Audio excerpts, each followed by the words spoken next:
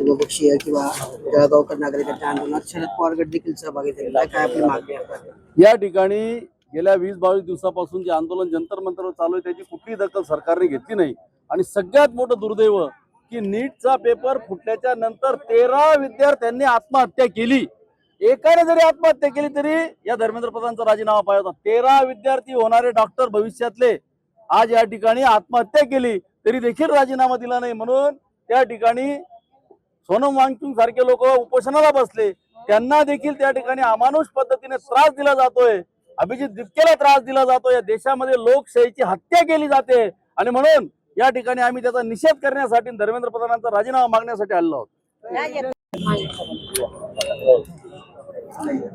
गेल्या 22 दिवसापासून जंतर मंतरवर जे आंदोलन चालू होतं सोनम वांगचुक साहेबांचं, तर त्याला पोलिसांनी ज्या पद्धतीने अमानुषपणे त्यांना उचलून नेलं, पडद्याआड त्यांना ज्या पद्धतीने शिवीगाळ केली गेली, या सगळ्या गोष्टीचा निषेध करण्यासाठी व नीट परीक्षेच्या गॅझेटमध्ये वेगळे मार्क व त्या याच्यावर वेगळी मार्क, मार्कशीटवर वेगळी मार्क, हा जो घोळ आहे ह्या घोळाला कुठेतरी न्याय भेटला पाहिजे.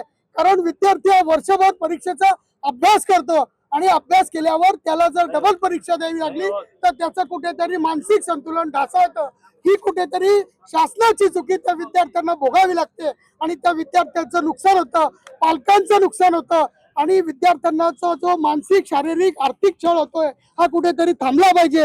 यासाठी जे असलेलं सरकार आहे, हा जो असलेला शिक्षण मंत्री धर्मेंद्र प्रधान हा निर्लज्ज सरकार त्या पदाला चिटकून आहे, त्याने राजीनामा द्यावा म्हणून आज आम्ही सगळ्या जळगावकरांच्या वतीने आंदोलन केलेलं आहे आणि त्या आंदोलनात जळगावकरांनी मोठा प्रतिसाद दिला, त्याबद्दल आम्ही त्यांचे आभारी आहोत. पण यांनी धर्मेंद्र प्रधान यांनी राजीनामा दिला पाहिजे. या निगरगट्ट सरकारला कुठेतरी लाज वाटली पाहिजे की ज्या पद्धतीने विद्यार्थ्यांचं नुकसान होतंय हे बघून सुद्धा ते राजीनामा देत नाही. या गोष्टीचा आम्ही निषेध करतोय. नाव सांग. आम्ही विद्यार्थी इथे एकत्रित आलोय म्हणून काय ना, सोनम वांगचुक सरांसोबत जे झालंय ते चांगलं नाही झालंय. त्यांच्यासोबत डिटेक्शन झालंय. आम्ही त्यासोबत जे झालंय त्याच्याबद्दल बोलायला आलोय आणि तुम्ही आम्हाला सांगून द्या, म्हणजे आम्ही काय करायचंय, का शिक्षण पुढे घ्यायचं का नाही घ्यायचं ते सांगून द्या आणि धर्मेंद्र प्रधान सरांचा राजीनामा घ्या. लायकच म्हणायचं.